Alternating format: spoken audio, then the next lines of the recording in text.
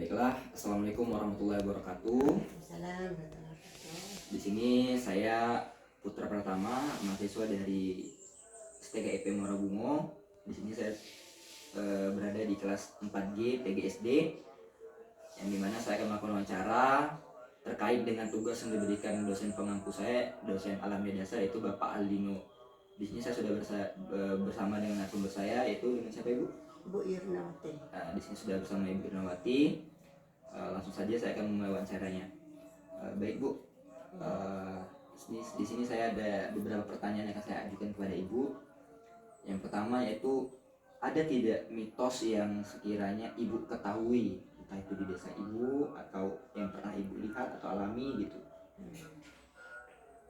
Iya, ada suatu mitos di desa saya, terjadi di desa saya. Ada seorang pemuda yang bernama Bulan yang berangkat ke ladang mencari kayu bakar. Setelah sampai ladang dia kecapean, dia tertidur, sehingga dalam tidurnya dia didatangi seorang perempuan. Nah, seorang perempuan itu bukannya manusia tetapi sebangsa ratu ular, jenis ular gitu.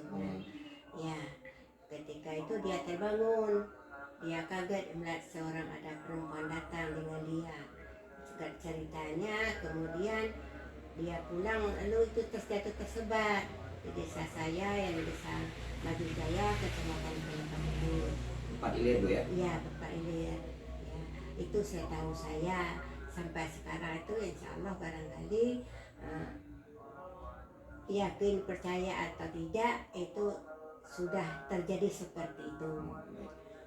Jadi di desa Ibu Ya, pernah ada suatu kejadian atau mitos bahwasanya pernah ada seorang pemuda yang sebut saja namanya Fulan Bu ya. ya, Nah, dia mencari kayu bakar, ya, kecapean, lalu dia tidur, namun dalam tidurnya didatangi oleh seorang ya, perempuan yang bermimpi, cantik. ya, Lalu singkat cerita saling suka gitu. ya, dia menikah gitu. Oh, berarti sudah saling suka, menikah. Ya, Namun dari yang diketahui bahwasanya wanita tersebut bukannya manusia Bu ya, bukan, tapi melainkan mungkin jin atau siluman gitu. siluman ular. Siluman ular ya. Ya, Baik. Nah, lanjut pertanyaan selanjutnya Bu ya. ya. Kira-kira ada tidak Bu kaitannya antara mitos yang ada tersebut dengan kepedulian lingkungan? Ya, ada terjadi itu, karena mungkin juga oleh masyarakat itu percaya atau ada larangan jangan sampai ke tempat tersebut gitu. Nah, cuman itu ya, sampai sekarang itu masih yakin, sehingga sekarang tidak berani ya datang ke suatu tempat yang peristiwa yang terjadi seperti itu. Kira-kira ada nggak Bu korelasinya antara peristiwa tersebut dan kepedulian lingkungan? Misalnya mungkin saja tidak adanya mitos tersebut orang jadi tidak berani, jadi kelestarian lingkungan terjaga, atau mungkin takut ada hewan buas atau gimana? Ya, itulah sebenarnya, karena itu hutan kan, sehingga tapi untuk yang ke sana itu merasa takut gitu. Oh, jadi dengan adanya mitos tersebut kelestarian lingkungan di sana juga terjaga karena tidak ada yang berani mendekati Ibu ya? Iya. Oke. Nah, lanjut ke pertanyaan selanjutnya nih Bu. Kira-kira nih Bu, Ibu percaya nggak sama mitos itu Bu? Ya, percaya nggak percaya ya kenyataannya seperti itu. Iya. Masyarakat juga yakin gitu. Nah, sehingga sekarang itu bagaimana ya, pada lingkungan sana ya, bulan juga seperti itu, masyarakat juga yakin kalau udah tahu, sehingga orang tuh putar jalan gitu. Jadi nggak berani lewat Ya, situ. nggak lewat situ. Baik, terima kasih Bu atas wawancaranya. Baik, teman-teman, di sini saya akan merecap atau merangkum sedikit cerita dari Ibu Irnawati tadi, yang dimana ada seorang pemuda yang dimana dia mencari kayu bakar, lalu tertidur, namun dalam tidurnya ia didatangi oleh seorang perempuan yang amat cantik, dan singkat cerita mereka pun saling suka.